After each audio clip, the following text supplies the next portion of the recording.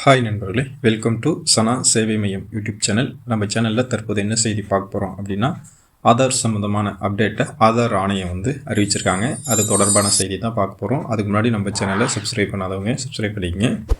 5 வயசுக்குள்ளே இருக்கக்கூடிய ஆதார் பெற்ற குழந்தைகள் 7 வயதை கடந்த பிறகு கைரேகை மற்றும் கருவிழி பதிவை புதுப்பிக்க வேண்டும் அப்படின்னு சொல்லிட்டு ஆதார் ஆணையம் சொல்லியிருக்காங்க.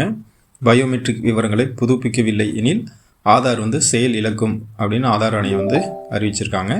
இந்திய மக்களுடைய தனிநபர் அடையாள அட்டையாக ஒரு மிக முக்கிய ஆவணமாக ஆதார் அட்டை திகழ்ந்து.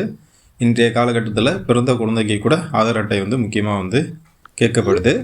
அதற்கேற்ப பெற்றோர்களும் விழிப்புணர்வுடன் தங்கள் குழந்தைகளுக்கு ஆதார் அட்டையை விண்ணப்பித்து பெற்றுக்கொள்கிறாங்க.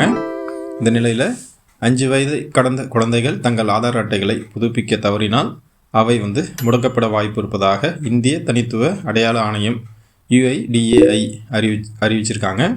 அதில் 5 முதல் 7 வயதுடைய குழந்தைகளை அருகில் உள்ள சேவை மையங்கள், தபால் நிலையங்கள், அரசால் அங்கீகரிக்கப்பட்ட ஆதார் மையங்களுக்கு அழைத்து சென்று இலவசமாகவே நீங்கள் அப்டேட் செஞ்சுக்கலாம்.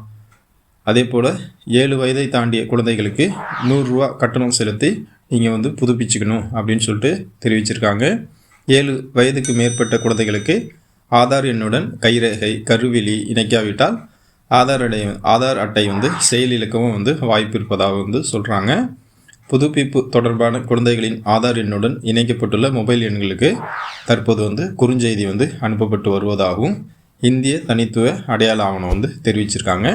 5 வயசுக்கு கீழே உங்கள் குழந்தைகளுக்கு நீங்கள் ஆதார் அட்டை எடுத்திருந்தீங்க அப்படின்னா, தற்போது 7 வயசுக்கு மேலே ஆகுதுன்னா நீங்கள் உடனே ஆதார் அட்டையை அப்டேட் பண்ணிக்கங்க. நன்றி.